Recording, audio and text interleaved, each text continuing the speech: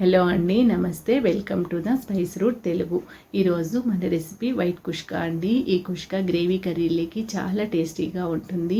Non veg తినే వాళ్ళైతే chicken గ్రేవీలోకి, mutton గ్రేవీలోకి చాలా టేస్టీగా ఉంటుందండి. ఈ కుష్కా తయారు చేయడానికి స్టవ్ మీద ఒక మందపాటి గిన్నెను పెట్టుకొని తగినంత ఆయిల్ వేసుకోవాలి. అందులోకి మసాలా దినుసులన్నీ వేసుకున్న తర్వాత కట్ చేసుకున్న ఆనియన్స్ వేసుకోవాలి. ఈ ఆనియన్స్ సన్నగా పొడవుగా కట్ చేసుకొని వేసుకోవాలి. మీడియం సైజ్ ఆనియన్స్ 2 వేసుకుంటే సరిపోతుంది. ఇవి బాగా బ్రౌన్ కలర్ వచ్చే వరకు ఫ్రై చేసుకోవాలి. ఇప్పుడు అందులోకి జీడిపప్పుల్ని వేసుకోవాలి. ఒక 20 వరకు వేసుకుంటే చాలా టేస్ట్ ఉంటుందండి.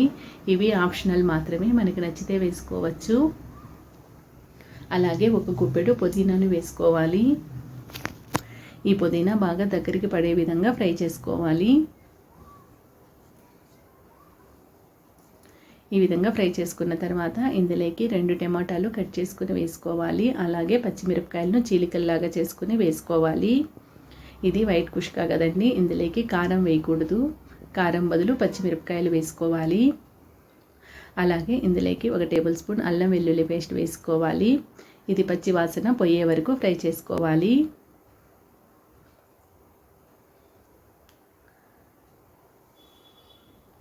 అలాగే ఇందులోకి ఒక 2 స్పూన్ల పెరుగు వేసుకోవాలి. అలాగే కొద్దిగా గరం మసాలా వేసుకోవాలి.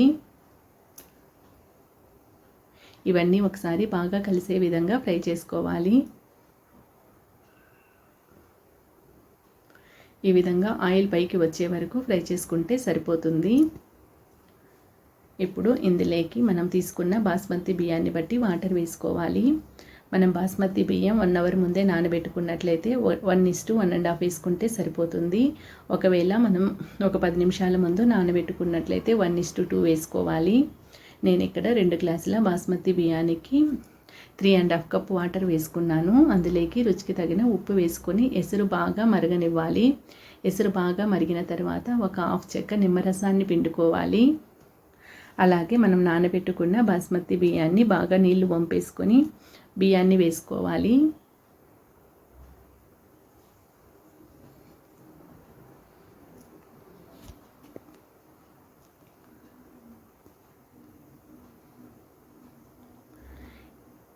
మూత పెట్టుకొని ఇది బాగా కొద్దిగా దగ్గరికి పడే విధంగా మంటను హై ఫ్లేమ్లో పెట్టుకొని ఉడికించుకోవాలి.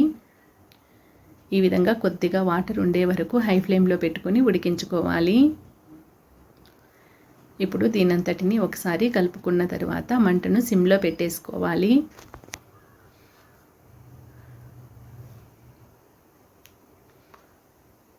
ఈ విధంగా ఒకసారి కలుపుకొని మూత పెట్టేసుకోవాలి. మూత పెట్టుకున్న తర్వాత పైన వెయిట్ ఏదన్నా పెట్టుకొని దమ్ పెట్టుకోవాలి. ఒక 10 నిమిషాలు దమ్ చేసుకుంటే సరిపోతుంది. ఒక 10 నిమిషాలు దమ్ చేసుకున్న తర్వాత స్టవ్ ఆఫ్ చేసేసుకొని మరొక 10 నిమిషాలు అలాగే వదిలేయాలి. ఇప్పుడు మనకు వైట్ కుష్కా రెడీ అయిపోయింది. జ్యూసీగా పొడి పొడిలాడుతూ చాలా టేస్టీగా రెడీ అయిపోయిందండి. ఈ కొలతలతో చేసుకున్నట్లయితే కరెక్ట్గా వస్తుంది. ఒకవేళ మీరు వెజిటేరియన్స్ అయినట్లయితే ఈ వైట్ కుష్కాను పన్నీర్ కర్రీలోకి అలాగే వంకాయ మసాలా కూరలోకి తీసుకోవచ్చు. చాలా టేస్టీగా ఉంటుంది.